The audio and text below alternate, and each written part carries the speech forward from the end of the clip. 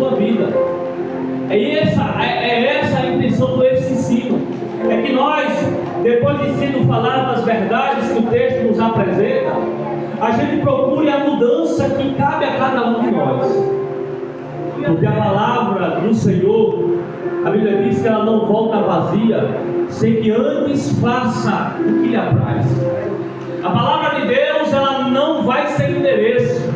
Ela sempre tem um endereço, sempre tem uma alma e um coração que esteja precisando ou disposta a aceitar aquela palavra.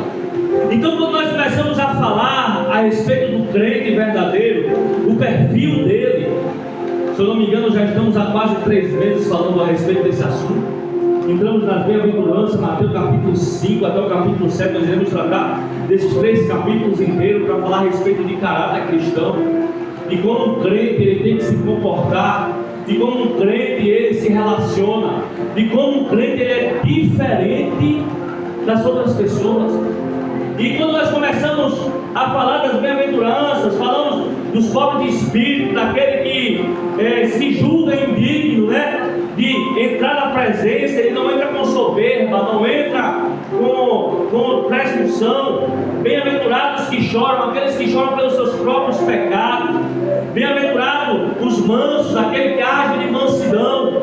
Bem-aventurados que têm fome e sede de justiça, aquele que fala a verdade, que não compactua com a mentira, aquele que é misericordioso, porque ele entende, porque ele é misericordioso com o irmão vai ser misericordioso com ele, e Deus misericordioso com aquele que perdoa. E hoje nós iremos tratar do versículo 8, bem-aventurado os puros de coração. Bem-aventurado quem? Quem, igreja? Os puros de coração. Por quê? Porque eles verão a Deus. A Bíblia diz: se uma coisa que você deve guardar, guarda o quê? Guarda o teu coração. A pureza está lá, puro de coração. Aquele que não tem malícia, aquele que não inveja, aquele que não tem sentimentos, né, de maldade. Falamos sobre isso hoje aqui, sobre o sentimento que Deus comunica a nós. Aquele que não deseja mal, aquele que não deseja enganar o próprio irmão. Isso é pureza, faz parte também da santidade. Falamos hoje aqui sobre santidade. A santidade é renúncia, e quanto mais você se santifica, mais você renuncia, mais você vai sendo santo. E quanto mais você cresce em santidade, mais puro você fica. O problema é que a promessa é essa: os puros verão a Deus. Nenhum coração contaminado vai ver o Senhor. Segue a paz e a santificação, sem a qual ninguém verá o Senhor. Se a pureza faz parte da santificação, e sem a santificação ninguém verá a Deus, isso quer dizer que se eu não tiver com o meu coração puro diante do Senhor, eu também não verei a Deus. Sabe, aqueles pensamentos que são nutridos dentro da nossa mente, e por algumas vezes as pessoas de tanto nutrir aquele pensamento, executam aquele pensamento, e às vezes aquele pensamento não glorifica o Senhor, não foi Deus que deu, mas ainda assim as pessoas nutrem. Eu estava ouvindo um vídeo essa semana, e eu já falei a respeito disso. Quando se fala de um pecado, o pecado, ele não é gerado pecado no ato consumado. O pecado é gerado quando ele é nutrido, quando você bota no seu coração e deseja fazer. O ato consumado era só a explosão daquilo que estava já dentro de você, dentro do coração. Um exemplo: ninguém adultera no mesmo momento que vai para a cama, mas não, há o quê? Uma conversa antes. Alguém nutre um olhar, é assim? Vai alimentando uma situação que não era para alimentar, e quando o adultério acontece, o ato consumado, mas o pecado já foi gerado lá atrás. O coração puro, irmão, ele entende que ele não pode ser dominado por esse tipo de sentimento. Não, a inveja não começa no momento que você sente a ira da inveja, a cólera que a inveja provoca, não. você começa a nutrir um pensamento. Olha para fulano que tal. Quem foi falar? Era para ser eu, era para ser. Começa a nutrir aquele sentimento. E aí, quando se concretiza o ato da inveja, ira, cólera, falácias, perturbações. Mas para um coração puro, bem-aventurado puro, porque ele vai ver o quê? O Senhor. Se o cristão, ele está dentro da igreja e ele não quer ver a Deus, ele está no lugar errado. Porque aqui, dentro dessa igreja, ou de qualquer outra igreja que você vá, vai ser ensinada a salvação. E a salvação é nós vemos a Deus na sua plenitude, face a face, assim como Moisés viu. Mas seu intuito, irmão, não é esse. Você não precisa ser puro, mas seu intuito é ver a Deus, é se encontrar com Cristo na glória. Seja um homem puro, uma mulher pura. Olha no Salmo 119, verso 9, vai dizer: como pode um jovem manter a sua conduta? Como mantém o jovem a sua conduta? E o salmista responde: de acordo com a sua palavra.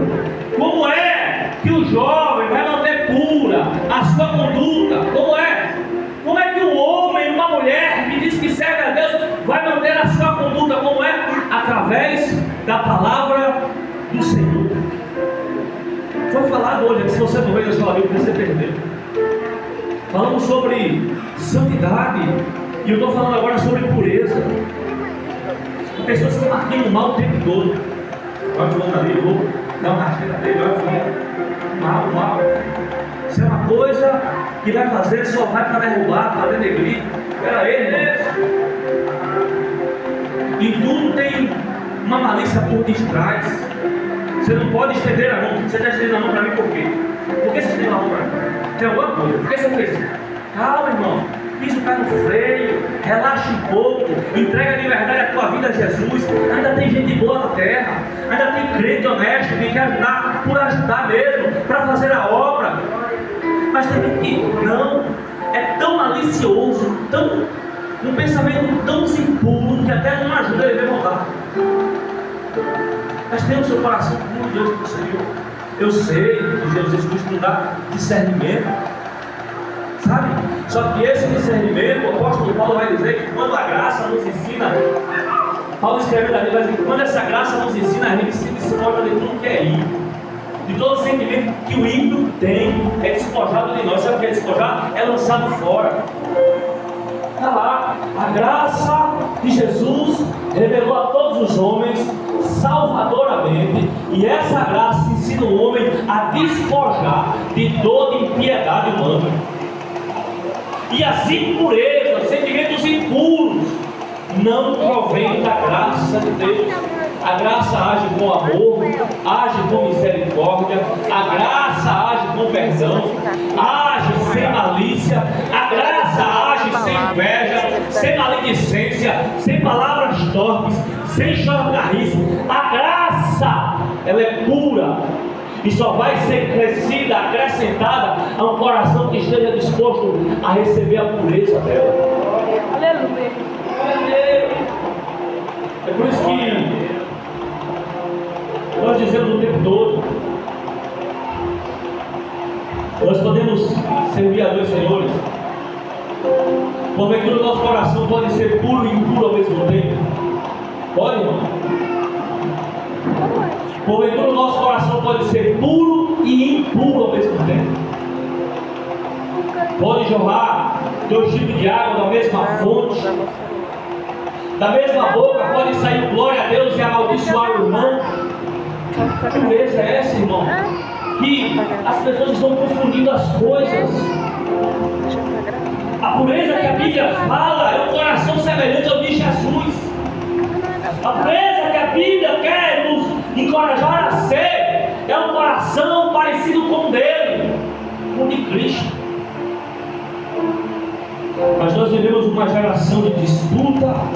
Nós vivemos uma geração onde não se compartilha. Nós vivemos uma geração onde os interesses, primeiro eu, o segundo eu, o terceiro eu, o quarto eu, o quinto eu. É pureza? É isso que você está pensando que é pureza? Está longe de ser daquilo que o Evangelho fala. Para você que não tem um coração puro, somente da vida tem a resposta. Salmo 51, verso 10. Cria em mim, Senhor, um coração puro.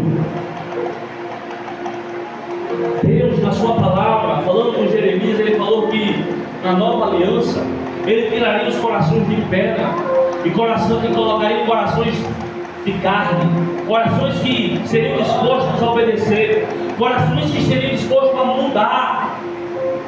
O salmista Davi, quando ele pergunta como manterá o jovem a sua pureza, a sua conduta, ele ensina um segredo.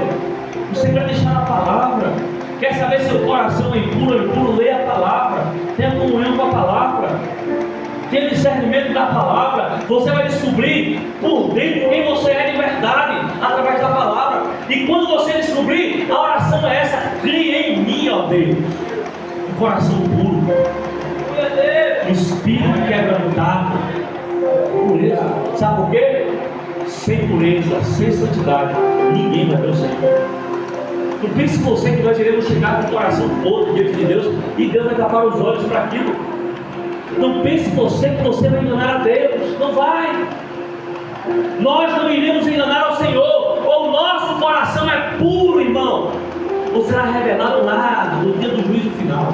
Olha, lá naquele grande dia, não vai ter máscara, não vai ter terno que encubra, não vai ter saia que encubra a vergonha. Não, não, não. Lá vão ser expostos os segredos do coração do homem. Lá vai ser exposto aquilo que estava por dentro.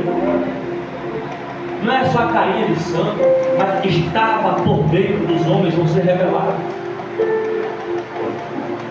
Por isso que quando Samuel viu Eliabe, é esse o rei de Israel, aí Deus diz: eu não vejo como você vê. Eu vejo no Samuel, se o homem é puro por dentro, se o coração dele é bondoso por dentro, eu vejo quem ele é na sua essência, na sua natureza. Não, para Deus pouco importa a vestimenta, no dia do arrebatamento vai ficar aí, mas um coração puro, irmão, um coração que agrada, diz a palavra que é esse coração que agrada a Deus, um coração contrito. Tudo isso faz parte da pureza. E eu sei que você conhece a você próprio. Eu sei porque eu me conheço a mim mesmo.